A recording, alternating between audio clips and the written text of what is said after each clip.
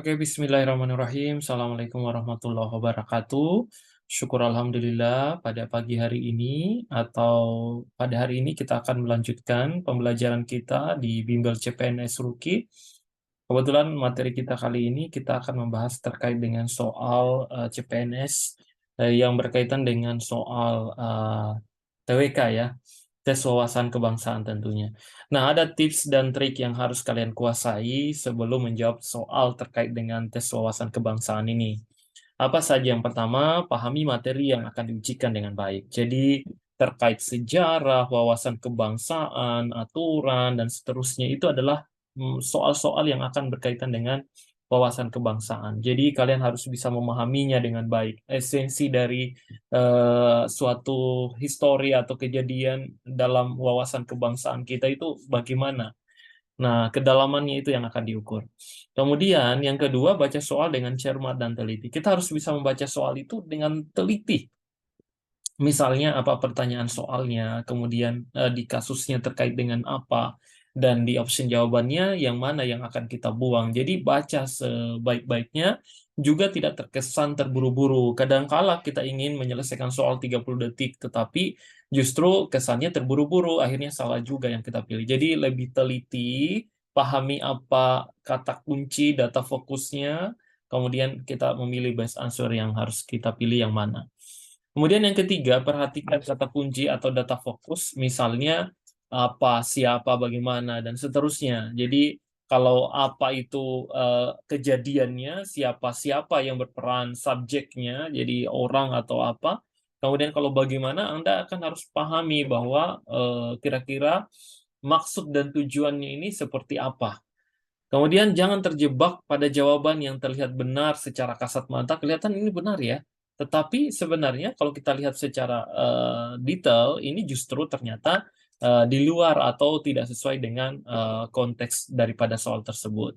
Kemudian yang kelima, jangan terlalu lama mengerjakan satu soal. Jadi usahakan satu soal itu karena waktunya memang sangat terbatas. Jadi soal TWK itu kurang lebih ada 30 soal. Jadi kalian akan mengerjakannya dalam waktu yang sangat-sangat terbatas, tidak lebih dari 1 menit. Jadi, kurang lebih 30-an detik kalian harus bisa mengerjakannya. Jadi, pahami ini dengan baik ya. Kemudian, gunakan waktu dengan efisien dan efektif. Jadi, kalian tidak boleh wasting time, membuang waktu yang begitu lama kalian menganalisis soal, ternyata kalian tidak menjawabnya dengan baik, dan pada akhirnya kalian langkahi misalnya, jangan ya. Jadi, gunakan waktu seefisien mungkin. Kemudian jangan terlalu lama pada satu soal tertentu sehingga kalian melupakan soal-soal yang lain. Jadi kadangkala kita fokus pada satu soal tetapi kita akhirnya melupakan soal-soal yang lain. Kemudian berikutnya, jangan lupa untuk mengecek kembali jawaban sebelum mengumpulkan lembar jawaban. Jadi insya Allah kalau ujiannya di sistem komputer base, jadi kita akan melihat ya, CAT itu kita akan melihat komputer assist itu jadi kelihatan mana yang sudah kita jawab, mana yang belum, dan tentunya akan nampak bahwa kalau ada soal yang belum kita jawab itu akan kelihatan. Jadi sebaiknya diperiksa dan dijawab semua ya.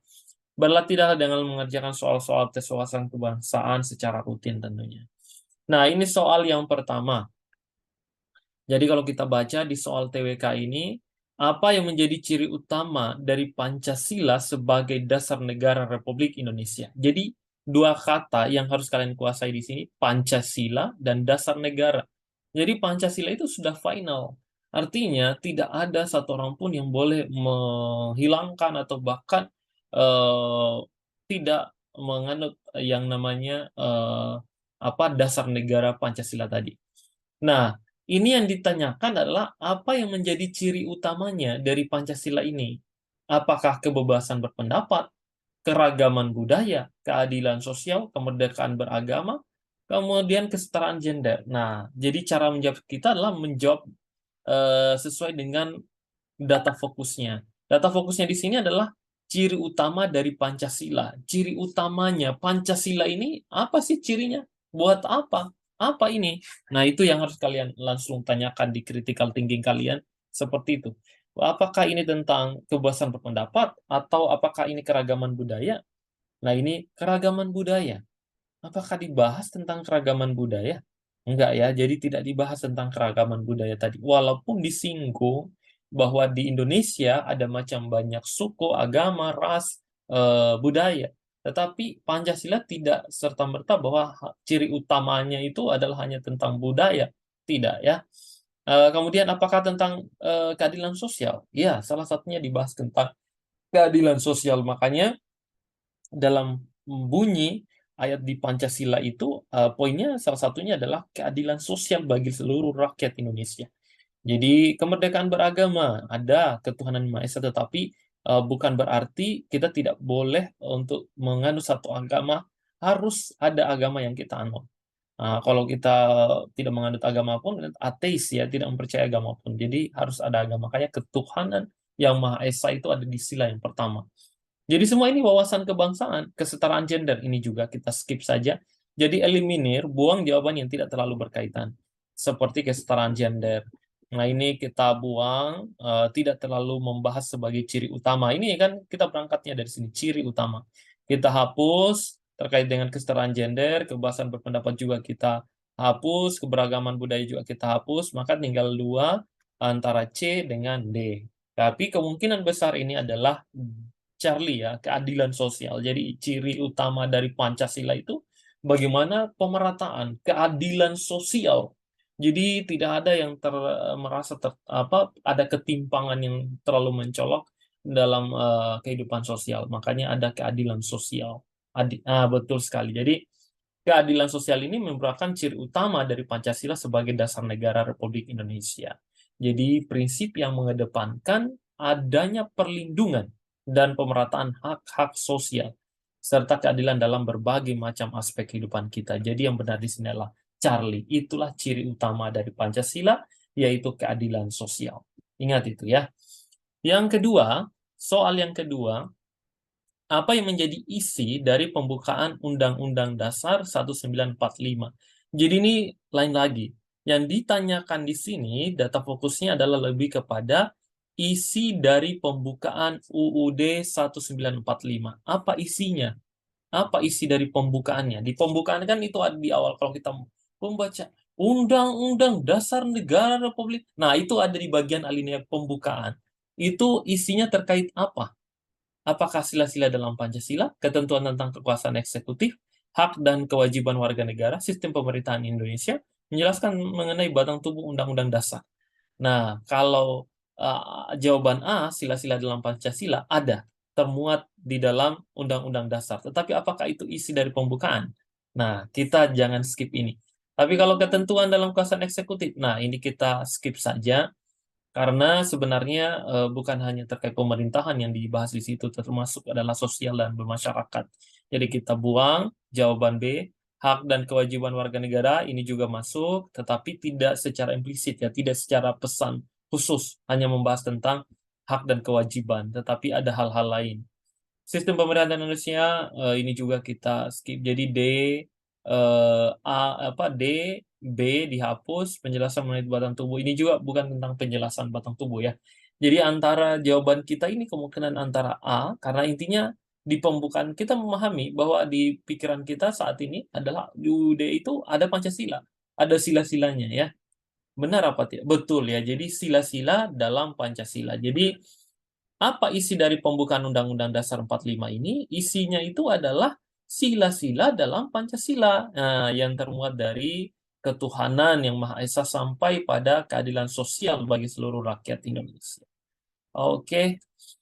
Soal selanjutnya yaitu terkait dengan apa yang menjadi fungsi dari Mahkamah Konstitusi. Jadi pemahaman kita itu kalau wawasan kebangsaan, ya Pancasila sudah pasti. Ini juga ada di soalnya kemarin ya. Jadi ingat saja bahwa terkait dengan soal Pancasila, pemahaman kita, kedalaman kita memahami makna dari Pancasila itu, kemudian apalagi terkait dengan eksekutif dalam hal ini birokrasi atau pemerintahan, kemudian legislatif ini DPR yang merancang undang-undang, itu kalian harus paham. Mahkamah Konstitusi ini adalah terkait dengan yudikatif, ada hakim, ada apa yang mengadili suatu perkara. Nah, itu semua adalah yang harus kalian pahami. Jadi apakah membentuk undang-undang ini fungsi dari Mahkamah Konstitusi? Ini salah, sudah pasti salah. Karena yang membentuk undang-undang itu adalah Dewan Perwakilan Rakyat atau DPR yang kemudian dirapatkan ya. Kemudian mengadili pelanggaran HAM ini juga salah, maka A dan B dibuang, menetapkan hasil pemilu juga salah, ini bukan terkait dengan hasil pemilihan umum atau Komisi Pemilihan Umum atau KPU ya, jadi tidak ada kaitannya dengan Mahkamah Konstitusi. Menyeimbangkan kekuasaan eksekutif legislatif. Nah, ini lebih masuk ya. Jadi dia menyeimbangkan balancing antara kekuasaan pemerintahan atau eksekutif, legislatif atau DPR, dan yudikatif atau dalam hal ini hakim, penegak hukum, dan sebagainya. Atau mengelak ulangan? Tidak. Jadi kemungkinan besar jawaban yang paling tepat di sini adalah kekuasaan eksekutif diseimbangkan dengan legislatif maupun yudikatif. Jadi balancingnya ada. Betul sekali. Jadi jawabannya adalah delta ya. Itulah yang menjadi fungsi dari Mahkamah Konstitusi. Menyeimbangkan kekuasaan eksekutif, legislatif, dan yudikatif. Oke, soal selanjutnya yaitu siapa yang memimpin sidang kabinet dalam sistem pemerintahan Indonesia. Nah, ini pertanyaannya yang memimpin sidang kabinet. Jadi sidang kabinet itu kan dipimpin dalam sistem pemerintahan. Biasanya akan dilakukan sidang kabinet. Nah, pada hari Senin misalnya. Itu siapa yang pimpin? Yang pimpin itu adalah presiden. Ingat itu ya, presiden. Bukan menteri koordinator, wakil presiden, tapi yang pimpin, karena ini adalah sidang kabinet bersama menteri-menterinya, itu adalah presiden. Ingat itu. Betul sekali. Jadi yang memimpin itu adalah presiden. Jadi sistem pemerintahan Indonesia, presiden memimpin sidang kabinet. Dan presiden bertanggung jawab dalam mengambil keputusan-keputusan penting terkait dengan kebijakan negara dan melaksanakan koordinasi antar lembaga negara. Jadi presiden yang memimpin sidang kabinet bersama menteri-menterinya. Nah, soal yang kelima, apa yang menjadi fungsi dari Komisi Nasional Hak Asasi Manusia atau Komnas HAM? Jadi kalau tadi Mahkamah Konstitusi, kalau ini adalah Komnas HAM. Apa fungsi dari Komnas HAM tadi? Apakah mengatur pemilihan umum? Ini sudah pasti salah, karena ini adalah fungsi Komisi Pemilihan Umum atau KPU ya. Kemudian apakah melindungi hak-hak warga negara? Ini bisa jadi, karena hak asasi, dari kata hak asasi, hak-hak ya. Menyusun anggaran negara tidak, itu Menteri Keuangan. Kemudian mengawasi pelaksanaan program pembangunan, bukan. Mengadili kasus-kasus pidana tidak. Jadi yang benar di sini adalah melindungi hak-hak warga negara. Itu yang paling benar. Jadi fungsi dari Komisi Nasional Hak Asasi Manusia ini menjadi fungsinya adalah melindungi hak-hak negara, hak-hak dari warga negara. Jadi HAM itu berlaku misalnya untuk dihormati, dilindungi, dipromosikan misalnya sesuai dengan konstitusi kayak Papua. Kenapa tidak di bumi hanguskan? Nah, sebenarnya yang dilihat adalah lebih kepada Komnas HAM-nya, melindungi hak-hak warga negara, jangan sampai bertentangan dengan aspek hukum. Nah, soal yang keenam, siapa yang bertanggung jawab dalam mengatur dan mengawasi pemilihan umum di Indonesia? Apakah Komisi Pemilihan Umum? Ini sudah pasti ini benar ya. Mahkamah Agung tidak. Badan Pengawasan Pemilihan Umum, Bawaslu tidak. Presiden tidak. Dewan Perwakilan Rakyat juga tidak. Jadi yang benar di sini adalah Komisi Pemilihan Umum. Itulah yang mengatur dan mengevaluasi atau mengawasi pemilihan umum di Indonesia, itu pemilu. Jadi itu adalah KPU. Benar sekali. Jadi KPU itu mengawasi jalannya pemilihan di Indonesia.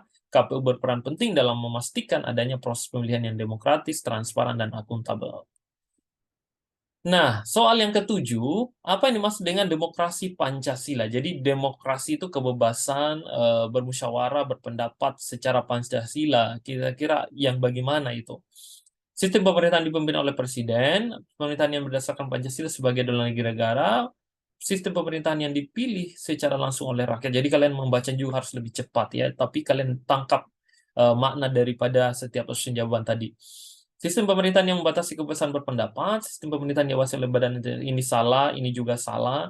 Jadi ini bukan tentang badan intelijensi negara, kemudian bukan juga tentang membatasi kebebasan berpendapat, justru diberikan kebebasan berpendapat, itulah demokrasi Pancasila.